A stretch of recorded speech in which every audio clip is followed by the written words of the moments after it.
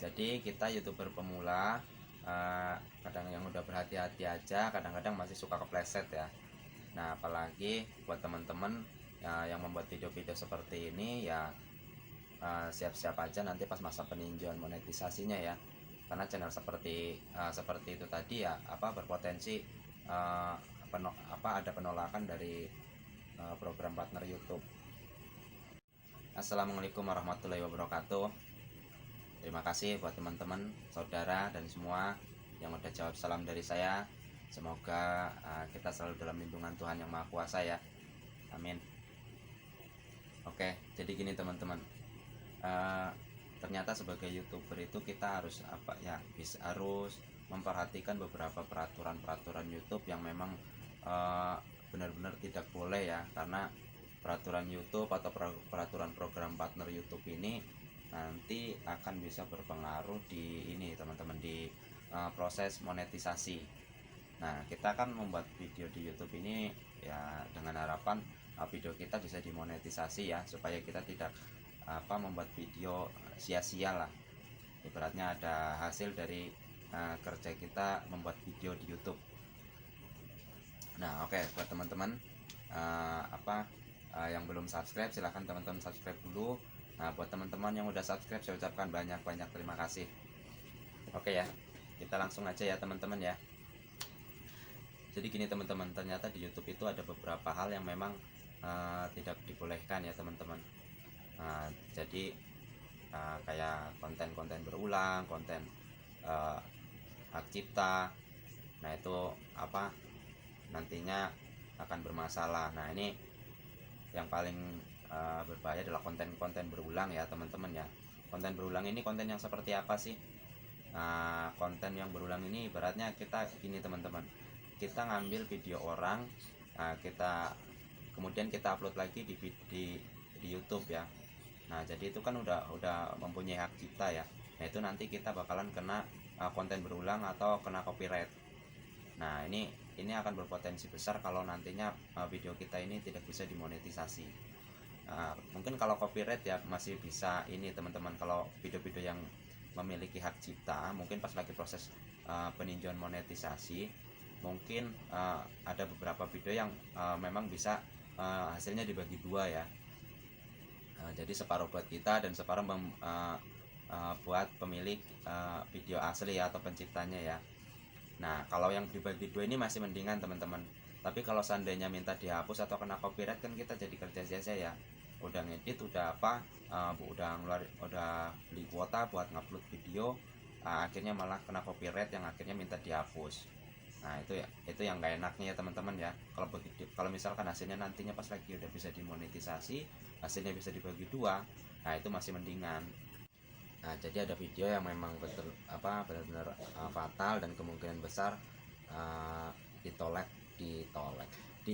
pas lagi program monetisasinya, peninjauan ya. Tepatnya ditolak pas lagi program peninjauan. Nah, sebelum kita bahas ke situ, kita pertama harus tahu dulu ya teman-teman, video-video yang kita buat ini masuknya kemana. Nah, maksudnya gini teman-teman, video yang kita buat ini itu video untuk anak-anak, untuk 18 tahun ke atas atau lebih, atau mungkin konten yang kita buat itu konten-konten yang dewasa ya, yang di atas 18 tahun. Nah, ini juga harus kita bedakan teman-teman. Seandainya tidak dibedakan, nanti YouTube akan menganalisa ya, dan akan membagi video-video yang kita buat itu entah masuk ke konten anak-anak atau mungkin masuk ke konten dewasa. Ya, konten dewasa ini yang kontennya konten kena ini ya teman-teman ya, kena batas usia ya. Nah, ini konten yang buat anak-anak. Nah, tentunya teman-teman juga udah tahu lah kontennya seperti apa, videonya seperti apa. Nah, yang buat dewasa juga sama ya teman-teman ya, video yang seperti apa yang masuk ke konten-konten dewasa. Nah, itu harus dibatasi ya. Nah, jadi gini teman-teman, ada beberapa video yang memang nantinya akan sedikit mengganggu ya, bukan sedikit mengganggu, bahkan mungkin akan mengganggu sekali pas lagi proses peninjauan. Nah, ini salah satunya ini teman-teman, video yang memiliki hak cipta. video yang memiliki hak cipta ini ya biasanya kayak cover, atau mungkin kita menjiplak video orang ya yang udah ada hak ciptanya, kemudian kita upload lagi. Nah, ini konten-konten yang memiliki hak cipta biasanya nantinya pas lagi kalau seandainya diterima di program partner YouTube ya, atau bisa dimonetisasi, mungkin hasilnya akan dibagi dua. Jadi separuh untuk kita, separuh untuk pemilik hak cipta. Nah, ini kalau yang dibagi dua masih bersyukur ya teman-teman ya. Nah, coba kalau seandainya pemilik hak ciptanya ini minta videonya dihapus. Nah, jadi ibaratnya video-video seperti ini ya biasanya sih video yang didownload yang disimpan kemudian diupload lagi di YouTube. Nah, nanti pemilik hak cipta akan mendapatkan notifikasi ya, atau mungkin pas lagi ngecek ada copyright atau enggak, karena ini konten-konten seperti ini karena masuk ke copyright. Nah, untuk copyright ini sebenarnya saya sendiri pernah ngalamin ya teman-teman. Jadi saya ada video yang memang saya suka, akhirnya saya rekam. Nah, ini saya download lagi, bukan download, maksudnya saya rekam, saya simpan, kemudian saya upload lagi ke YouTube. Nah, memang pas lagi minggu pertama, minggu kedua nggak bermasalah ya teman-teman. Tapi lama kelamaan dapat ini teman-teman, tiba-tiba videonya itu kehapus. Nah, jadi mungkin yang mempunyai pemilik video ini mendeteksi kalau videonya itu saya upload lagi. Nah, ini jangan sampai begitu ya teman-teman. Mudah-mudahan teman-teman jangan ngalamin hal kayak begitu.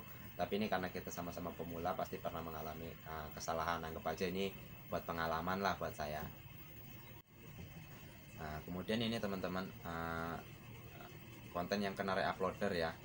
Jadi konten-konten orang yang diambil terus dipotong-potong kemudian diupload lagi. Nah, ini akan berpotensi besar nantinya akan mendapat penolakan dari ini teman-teman, dari program partner YouTube. Karena memang ini adalah salah satu persyaratan program partner YouTube untuk membuat konten-konten sendiri ya teman-teman ya. Kalau seandainya kontennya atau videonya itu kedeteksi punya orang, dimodifikasi ya, download dari misalkan gini, kita ambil dari video orang satu, orang kedua, orang tiga, orang keempat, kemudian dijadiin satu. Nah, ini nantinya mungkin kena reuploader ini ya teman-teman ya. Nah, ini yang akan berpotensi besar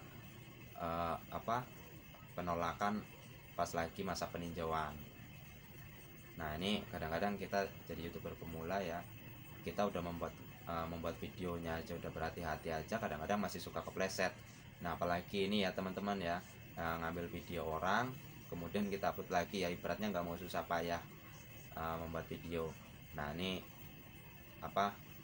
ini akan berpotensi besar sekali ya untuk penolakan di program partner YouTube, atau mungkin untuk diminta untuk memperbaiki video-video yang kita upload. Oke ya teman-teman, jadi kurang lebih gitu aja. Mudah-mudahan ini